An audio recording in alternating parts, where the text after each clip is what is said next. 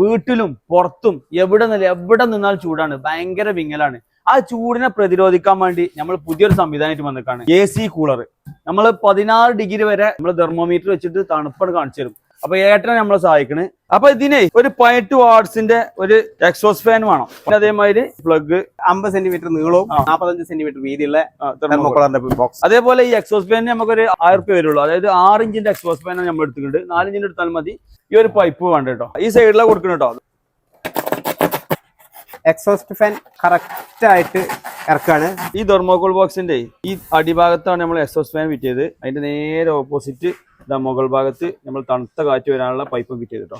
Exhaust ഫാനിന്റെ തലക്കൊരു plug fit ചെയ്യാം. Thermocol ബോക്സിന്റെ അടുത്തുള്ള ചൂടാണ് കാണുന്നത്. 14.4 ഡിഗ്രി ആണ്. കാലി വാട്ടറിൽ വെള്ളം നിറച്ച് നമ്മൾ ഫ്രിഡ്ജിൽ വെച്ച് ഐസാക്കി എടുക്കണം. നമ്മള് ഫ്രിഡ്ജിൽ വെച്ച് ഐസാക്കി എടുത്ത കുപ്പിയിലെ വെള്ളമാണ്.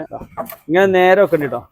കൂളർ AC വർക്ക് ചെയ്യൽ തുടങ്ങി. അപ്പൊ നമ്മൾ ഇത് അവിടെ വെച്ചിട്ടുണ്ട് കേട്ടോ. നമ്മളെ തെർമോമീറ്റർ നല്ല തണുത്ത കാറ്റ് വരുന്നത്. 20.9 കുറഞ്ഞു വരും.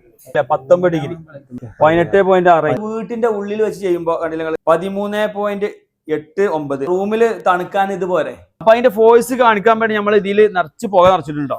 നല്ല സ്പീഡിലാണ് ഇത് കറങ്ങണത്. കണ്ടില്ലേ, നല്ല തണുപ്പ് വരുന്നുണ്ട്. തണുത്ത കാറ്റ് നമുക്ക് കാണിക്കാൻ പറ്റുമല്ലോ. അത് കാണിക്കണമെങ്കിൽ നമ്മൾ ഇതിൽ പുക നിറച്ചാട്ടോ. അപ്പൊ ഇത്ര സിമ്പിൾ ആയിട്ട് നമുക്ക് AC എയർ കൂളർ ഉണ്ടാക്കാൻ പറ്റും. അപ്പൊ നിങ്ങളും വീട്ടിൽ ഉണ്ടാക്കി നോക്കിട്ടോ.